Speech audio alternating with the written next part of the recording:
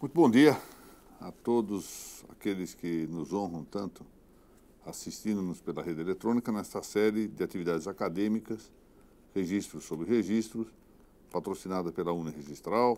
Apresento, como de hábito, os meus melhores agradecimentos ao reitor dessa importante universidade, que tem projetos importantes para o segundo semestre e para o ano que vem, o Dr. José Renato Nolini.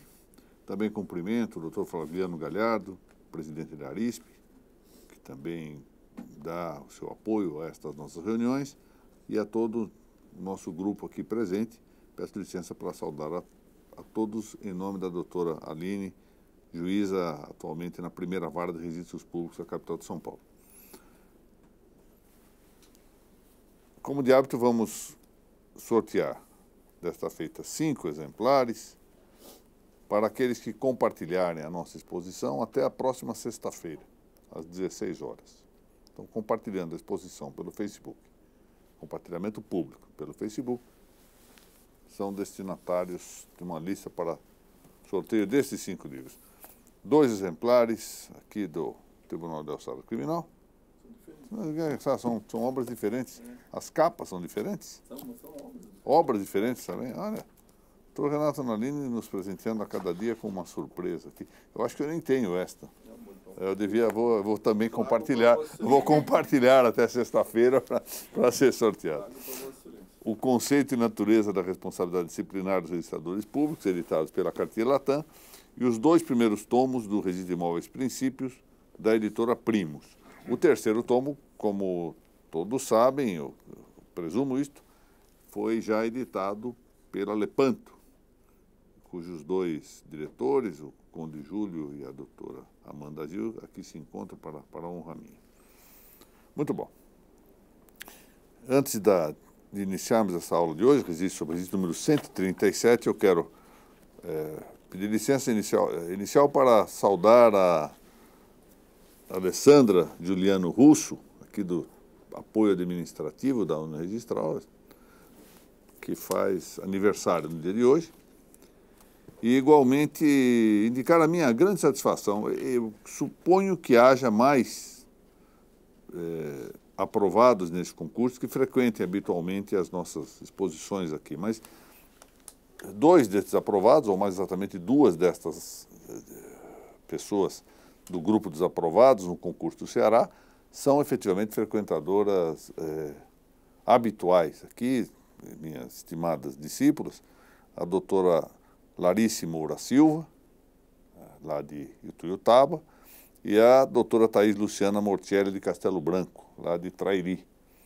Eu quero publicamente indicar a minha satisfação pelo fato de ambas terem sido aprovadas no concurso. Saiu, parece que ontem, a lista de aprovados no Tribunal de Justiça do Estado do Ceará, e as 2 ali se encontram na relação dos aprovados. Meus cumprimentos são realmente, pelo que eu acompanho, estudiosos em ascensão. A gente nota quando ritmo ascensional de conhecimento, muita dedicação, e eu fico muito satisfeito com esse resultado. Realmente me contentou muito. Vamos lá para a 7ª parte relativa ao bem de família. No processo de instituição do bem de família, e aqui vem essa indicação, desde que não ocorra motivo inaugural para a dúvida. Vamos lá explicar o que pode ocorrer. Já recebendo o pedido, o registrador nota alguma coisa que impede esta constituição. Então, ele pode ter uma indicação de motivos para recusar o processo. Ele faz uma qualificação inicial. Na verdade, não é uma qualificação lá ao fim de todo o processo, é uma qualificação que ocorre já à partida. Isso pode ocorrer de 2 modos. Ele pode efetivamente recusar-se, verificar lá que há algo que impede, ou entender que há motivos para protelar o registro, ou seja, motivos que farão com que ele indique a necessidade de complementação de documentos, por exemplo, ou esclarecimento de situações. E quanto a uma ou outra dessas situações, o fato é que o interessado tem o direito de requerer a citação de dúvida. Alguns registradores, é preciso dizer isso, porque na prática sabemos que há isso. Eu até vou contar um episódio aqui interessante, que é verdadeiro. Os registradores, quando sabem, e frequentemente o sabem, que os motivos da recusa são corretos, não gostam de que se exercite a pretensão de dúvida. E não querem de todo modo. Eu me recordo que, eu vou contar, é preciso distinguir a situação processual, o direito do interessado em pedir a apreciação do judiciário, e a questão de conteúdo. Então, havia o Dr. Renato Nalini e eu estivemos num bom período, saudoso período, os dois trabalhando juntos na Vara de Registro Público. Aliás, em duas oportunidades. Logo que eu fui para a Vara de Registro, em 84, e depois lá à frente, em 88. Ficamos juntos ali. O Dr. Renato assumiu e eu auxiliava. E eu me recordo que nós fizemos, na altura, um levantamento sobre o volume de dúvidas que se suscitavam na primeira vara, nos 18 registros de imóveis da capital. E aí nós tínhamos lá um cartório que tinha dezenas e dezenas de dúvidas, isso é característica do próprio registrador, que se recusava a tudo. Era característica dele. Não direi nada, não direi nada, mas era assim. Mas havia um outro que nunca havia suscitado dúvida, aquilo causou uma estranheza, então nós mandamos chamar. Por que nunca houve dúvida no seu cartório? E aí ele responde ao modo dele: porque eu nunca tive dúvida de nada, eu sempre sei o que faço. Lembra? Foi muito engraçado. Tomava coisa... Ou seja, a dúvida não é enfim, é um exercício de um direito. As pessoas não devem ficar constrangidas ou achando que estão sendo suscetibilizadas, porque alguém... Não, faz parte. Bom, então aqui nada impede, portanto, que haja... um óbice, que esse óbice leva à citação de dúvida. Mas desde que não haja isto, o registrador fará a publicação de um edital, ou quando se supere com o processo de dúvida, a exigência, ele fará a publicação de um edital. É disso mais que nós vamos tratar hoje aqui. Um edital que se veicula, ou que deve veicular-se, aspas, na imprensa local e à falta na da capital do estado ou do território. Agora nós devemos ler nível território, Distrito Federal. Está previsto no 261 da Lei de Registros Públicos. É um edital de que deve constar o seguinte: 1. O resumo da escritura. Nome, naturalidade e profissão do instituidor, data do instrumento e nome do tabelião que o fez, situação e características do prédio. Segundo ponto, o aviso de que se alguém se julgar prejudicado, deverá, dentro em 30 dias, contados da data da publicação, reclamar contra a instituição por escrito e perante o oficial. Artigo 262. Tá bem? Portanto, a reclamação deve ser feita, vamos chamar a atenção para isso desde logo, por escrito e perante o oficial. Ou seja, há um processo em curso perante o registrador. Não é para ingressar em juízo diretamente. O que acontece, e isso tem sido muito frequente, é que o judiciário, porque está numa situação administrativa, isso a meu ver é equivocado, atropela o processo. Num caso recente em que houve uma impugnação em processo de usucapião recusada pelo registrador, consta da intimação do decidido por ele, da recusa, que se o interessado não concordar, que se dirige à vara de registros. O processo de usucapião judicial não consta isso. O único recurso que cabe é o processo de dúvida. Mas o próprio cartório indicando que o caminho seria um processo administrativo intercorrente. E o judiciário vai assumindo essas funções. Depois de algum tempo, começa a criar normas de serviço, de como faz, como não faz. É o que se chama de ativismo administrativo e judicial. E contra o qual o ativismo muitas vezes se queixam os registradores, mas que também dão causa a isto quando eles mesmos indicam a via do judiciário para resolver aquilo que é da responsabilidade deles. Essa é a realidade. Mas muito bem. Portanto, isso se processa perante o registrador. É um processo que está lá. Não cabe agravo de instrumento disto. Ao tempo da vigência do Código Brasileiro de Processo Civil de 73, Código Buzaide, havia uma controvérsia na doutrina sobre a necessidade de publicar-se 3 vezes o edital. Por quê? Porque o Código de Processo Civil falava na publicação do edital 3 vezes pela imprensa. O edital de chamamento do código, não é? Não era esse. Aqui aceno as doutrinas de Valmir Pontes e Adhemar Fioranelli. E por quê? Porque o inciso 3º do artigo 232 daquele código de 73 tinha a indicação de que era requisito da citação editalícia, aspas, a publicação do edital no prazo máximo de 15 dias, uma vez no órgão oficial e pelo menos 2 vezes em jornal local, onde houver. E aí havia dúvida no âmbito do processo do bem de família se essa norma devia ou não aplicar-se também para instituir o bem de família. Diante de a lei de registros públicos omitir a indicação da quantidade de publicações do edital, não faltava razoabilidade à tese de que deveria recorrer-se em subsídio à regulação codificada, sempre entendida ao modo de uma parte geral para todos os processos. E aí costumava ocorrer o seguinte: o instituidor com medo de que o processo fosse regular e o registrador com medo de responsabilizar por um processo também de irregularidade, tendiam a mandar publicar 3 vezes, embora o custo excedente fosse elevado. Bom, ainda que com vigor de um novo Código de Processo Civil em 2015, a ideia das regras processuais codificadas atuarem como parte geral para a regência de todos os processos se tenha realmente robustecido, se fortaleceu muito. Por quê? Porque há um artigo específico no novo Código tratando disso, é o artigo 15. Na ausência de normas que regulem processos eleitorais, trabalhistas ou administrativos, é aí que entra o registro, as disposições deste Código lhes serão aplicadas supletiva e subsidiariamente. Então há uma norma expressa, coisa que não havia no Código de 73. No Código de 73 havia, do ponto de vista doutrinário e em boa parte da jurisprudência pretoriana, a ideia de que a parte geral do Código de 73 era também parte geral dos demais processos naquilo que pudesse aplicar-se. Até no processo penal, porque o artigo 3º do Código de Processo Penal manda aplicar o processo civil. Agora, com o Código de 2015, se tornou regra. Portanto, agora nós temos uma norma, um preceito de direito posto.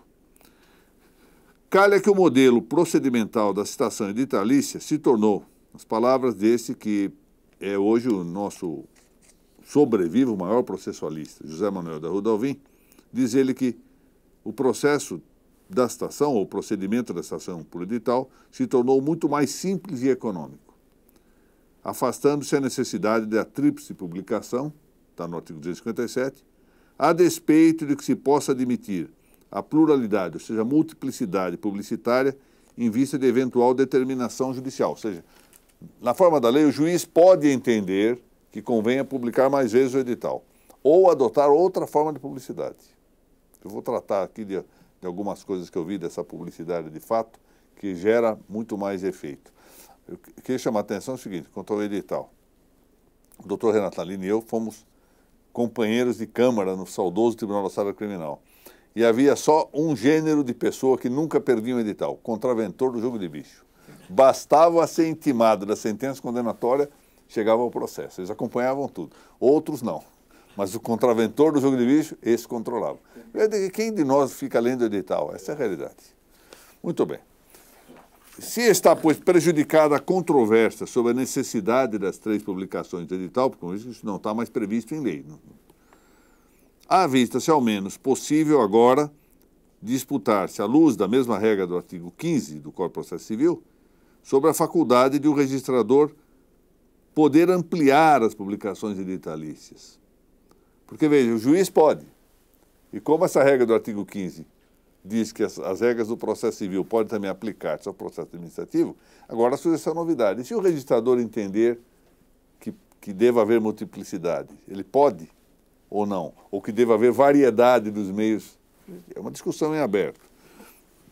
De admitir, e aqui eu estou sugerindo isso como mera hipótese, né?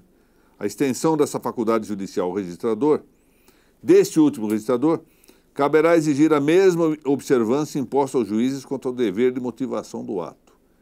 Eu tenho, paulatinamente, chamado a atenção para um fato que precisa ser tratado com muito cuidado. Eu não penso que deva ser assim, deve ser assim a partir de hoje, não, mas eu acho que nós temos que ver. É que a Constituição, ao tratar, esta mesma aí que passará a história como a pior Constituição que tivemos desde a proclamação da República. Ela diz que todas as decisões administrativas devem ser motivadas. E pois, no caso do registro, não seriam só as qualificações negativas as objetos de motivação. Essa na própria lei de registro público se diz. Devolvido o título tem que fundamentar o motivo. Mas também as positivas. A rigor, pela letra da Constituição, teria que ser assim. Alguns já vêm fazendo isso, ainda que não em todos os casos. Por exemplo, o caso do doutor Ademar Fioranelli. Frequentemente ele fundamenta. Há também motivos de natureza prática. O doutor Ulisses vai dar-me razão nisto. Faz-se um ato, por exemplo, naquela zona que chamamos zona fronteiriça. Tanto dava para registrar por alguns fundamentos ou por outros recusar, o registrador se convence em determinado momento que deva registrar. E faz isto. Só que isso ocorre, suponhamos, no ano de 2012. Chega lá em 2019, vai alguém e impugna. Ou a corregedoria vai dizer que isso aqui está errado. E quem é que lembra dos fundamentos pelos quais aquilo foi deferido? Então, já que o primeiro motivo seria esse. Segundo, porque não é arbitrário. No momento em que há motivação, cessa em rigor a arbitrariedade, supondo que essa motivação seja razoável. Então, parece que conviria, de futuro, volto a dizer, paulatinamente, ir adotando esta prática, justificando por que num caso se registra, por que no outro, coisas concisas. Mas acho que não é só o cumprimento da letra da Constituição, mas porque há vantagens de natureza prática. Muito bem. Volto a dizer, então, se o registrador entender que deva publicar mais vezes o edital, e não uma só, ou que deva fazê-lo, deva fazer a cientificação por uma variedade de meios, ele deverá motivar o ato. Note-se que a previsão em exame autoriza a utilização de outros meios, esse 257, o parágrafo único, além dos jornais, para divulgar o edital à luz das peculiaridades locais. Peculiaridades locais. Uma cidadezinha, por exemplo, o desembargador Ocil de Lima Júnior ontem falava de um caso de julgamento de improbidade, porque o Tribunal de Justiça de São Paulo, ação de direito público, é também um local para o juizado de pequenas causas de improbidade, né? Cidades de 2.000 habitantes são as prediletas para que se movam ações de improbidade, né? E então ele está dizendo que às vezes há chamamentos ali por edital que ninguém fica sabendo. É melhor levar para a igreja e falar na porta da igreja. Até eu menciono aqui 3 fatos. Um deles, doutor Renato, apenas para salvaguarda, eu mencionei, quando eu escrevi esse texto há muito tempo, não imaginava que Vossa Excelência iria me honrar com a presença aqui. Mas o fato é que Jundiaí realmente é uma belíssima cidade paulista, na qual eu iniciei a minha carreira de juiz, e ainda nesse final de semana, indo a visitar em Helvécia o meu querido amigo desembargador Francisco Rossi, ao passar pela estrada ao lado de Jundiaí, comentei, disse, que coisa bonita que está Jundiaí. Jundiaí realmente é uma cidade muito bonita. Então, não faço isso por nenhum excesso retórico, é porque é assim mesmo. Bom, nos fins da década de 70 do século XX, eu ouvi, de fato, estava lá no fórum, ouvi por meio de um alto-falante, que passava com um automóvel na rua, a proclamação da morte de um morador da cidade. Isso é um meio publicitário.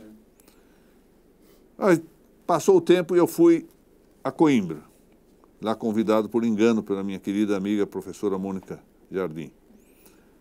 E fui lá falar em Coimbra, essa cidade, como digo aqui, que morreu Inês de Castro, aquele engano ledo de cego que a fortuna não deixa durar muito. Que coisa linda aquela passagem. A passagem mais bonita dos Idas é exatamente essa de Inês de Castro.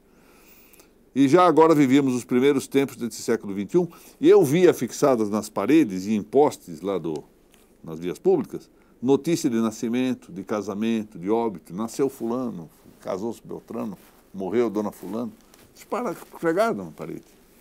E por fim, lá na Itália, em Assis, numa praça pública bem defronte da Basílica de Santa Maria delle Angeli, é a igreja em que se encontra a Portiúncula. Doutor Ulisses, seguramente, o doutor Nanini conhece, né? Lá um grande quadro imenso mesmo. E ali é fixado várias notícias de interesse da comunidade. Isso faz mais efeito do que esses editais publicados nos diários.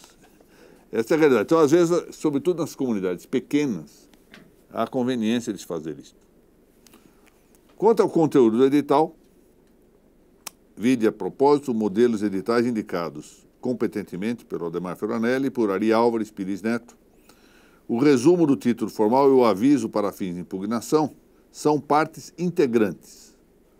Isso quer dizer, são partes efetivamente essenciais da comunicação pelo edital, não podem faltar. A lei os prevê.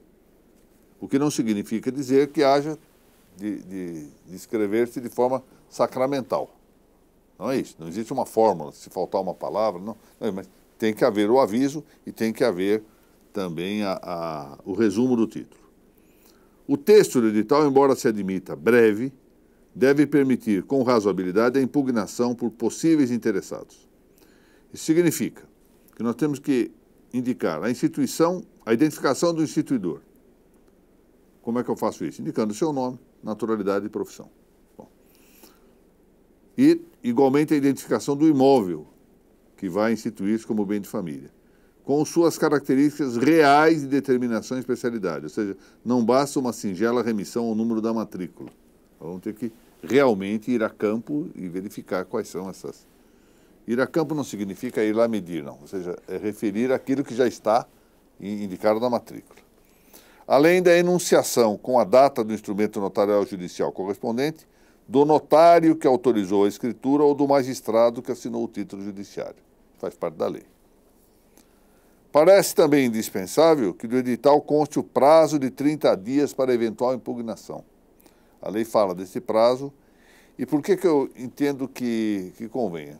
Porque o direito não está feito para os, por assim dizer, os artistas do direito, os juristas. O direito está feito também, e a maior parte, para os profanos. E é preciso que ele saiba qual prazo tem para defender-se. E eu tomo aqui, em paralelo, decisões do Superior Tribunal de Justiça brasileiro em julgamentos frequentes naquela corte, relativamente aos prazos, ao prazo que deva constar dos mandados de citação, dizendo que é obrigatório. Cito aqui alguns julgados, entre eles dois, um do ministro Salvo de Figueiredo Teixeira e outro do ministro Zé Delgado, falando na necessidade de que conste o prazo de defesa relativamente aos processos judiciais, portanto, em que há citação. Aqui não há propriamente citação, mas é um chamamento para a defesa, o que não deixa de ser, de algum modo, aquilo que corresponde à categoria ou conceito de citação. Então, não basta dizer que a defesa deverá fazer-se no prazo legal, senão tem que indicar-se qual é esse prazo. Volto a dizer, qual é a razão disso? A razão é que os profanos têm que saber qual é o prazo que tem para defesa. São eles os interessados. Não são os que se formam na faculdade de Direito. O direito é feito para todos, não é? Ainda que nesse edital, por fim, possam entender-se não necessárias as menções do termo inicial, literalmente, e do destinatário de eventual reclamação, no trintídio contra o pleito constitutivo de bem de família, parecem, contudo, prudentes as enunciações. E assim é a lição de Ademar Ferranelli que eu cito aqui. Olha o que ele sugere para constar do edital. Pelo presente edital, isso aqui está entre aspas, fica avisado quem se julgar prejudicado que deverá, dentro do prazo de 30 dias, contados da data da publicação deste na imprensa oficial, reclamar contra a mesma instituição por escrito perante o oficial desse cartório de registro de imóveis. Ou seja, a palavra da moda é transparência. Não se olha, o processo é esse. Querem impugnar, venham aqui perante mim, por escrito, dentro no prazo de 30 dias, contados da publicação do edital. Está tudo aqui. Não consta da lei que deva fazer essa indicação do prazo inicial, do termo inicial da impugnação, mas parece conveniente, parece prudente dizer-se. Prevê-se na regência processual da Constituição do Bem de Família a possibilidade de reclamar contra a pretensão institutiva. A reclamação já era o meio que se indicava no Código de Processo Civil Brasileiro de 39, para impedir a instituição do bem de família, e preservou-se, com a Lei nº 6.015, os termos do inciso 2º do artigo 649 deste Código de Processo Civil de 39. A exemplo do que ainda agora se prevê no artigo 264 da Lei 6.015, prescrevia o Código de 39 que, apresentada a reclamação, que também, nós vamos ver, também se chama de impugnação. A doutrina varia com essa. E ultimamente essa expressão reclamação começou a ser mais dirigida aos casos em que de usurpação de competência, não cumprimento de julgados, etc. Que ela se arquivasse no cartório e que cópia dela se fornecesse ao instituidor, suspendendo-se o registro almejado. Isso era do artigo 651 do Código. Acrescentou-se, no entanto, na Lei de Registros Públicos, uma regra que impõe o cancelamento da prenotação. Eu faço aqui depois algumas objeções a esse cancelamento. Uma vez oferecida tempestivamente a reclamação ou impugnação, como a designa Serpa Lopes, Adhemar Floranelli entende não se conferir ao registrador a possibilidade de aferi-la, salvo quanto ao prazo. Ele acha que pode fazer o controle formal para verificar se está dentro do prazo, mas fora isto, nada mais. Isso quer dizer que imediatamente, diz ele aqui, basta haver reclamação, por mais absurdo ou infundada que seja, para propiciar o cancelamento da prenotação. E prossegue, em nosso entender, seria correto tão somente sustação do registro, sem prejuízo da validade da prenotação. Ou seja, ele critica o cancelamento, mas acha que, havendo reclamação, deverá sustar o registro, não, por mais absurda que ela se mostre. E nesta parte eu vou pedir licença para, sempre muito respeitosamente, e todos sabem da minha reverência ao Dr. Adhemar Floranelli, para aqui divergir um tanto da sua posição. Já ficou dito que a ausência de reclamação não prejudica o credor, que não perde, assim diz Carvalho Santos, seu direito de fazer penhorar o bem de família, se a sua dívida era anterior à substituição. Também Serpa Lopes, aspa, ao credor ficam então esses dois caminhos. Ou empreende a ação necessária para anular a instituição, ou promove a penhora do imóvel. Ele pode penhorar diretamente o imóvel, e normalmente é isso que ocorre. Ou entra com uma demanda anulatória da instituição. Portanto, o fato dele não reclamar não leva a precludir de seu direito correspondente, ou a decair dele.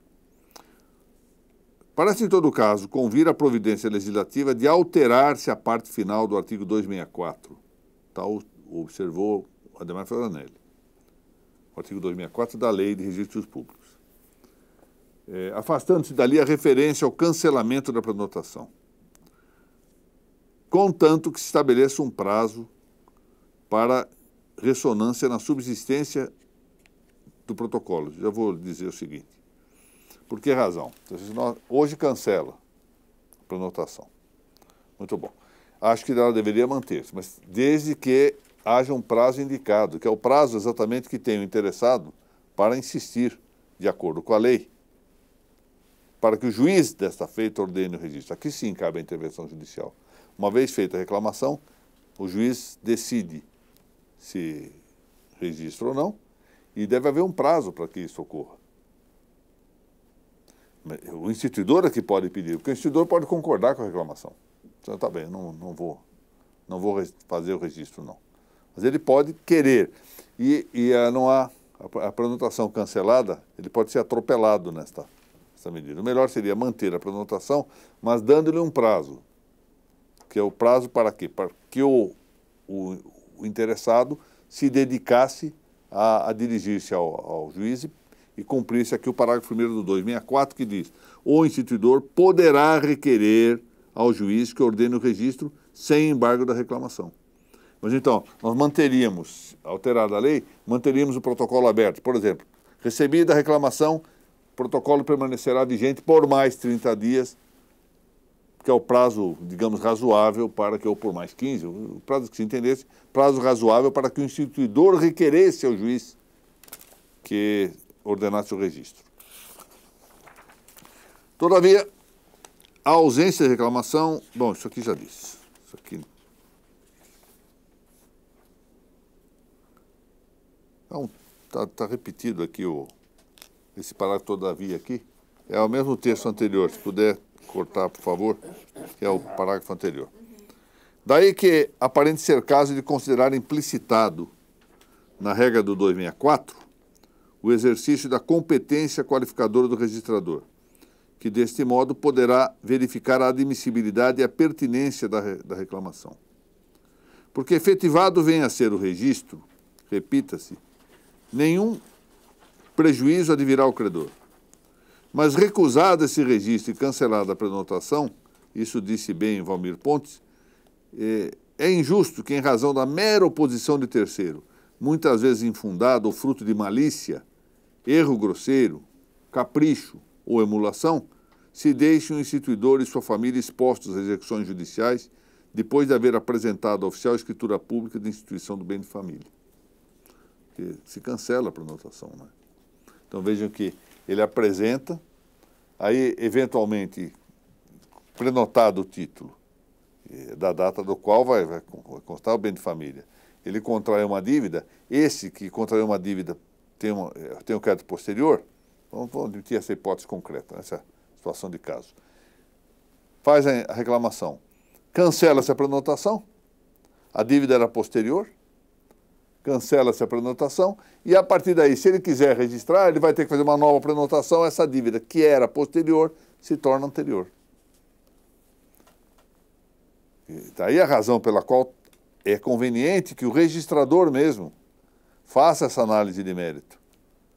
Ele diz, olha, essa dívida é posterior, ele está impugnando porque tem uma dívida posterior, ele não tem direito nenhum nisso.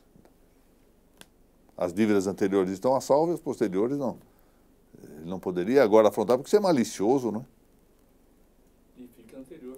Pois é, fica anterior. Se o registrador cancelar por disciplina. Daí que talvez, aqui, por isso eu peço licença ao doutor Adhemar nesse ponto para divergir da posição dele.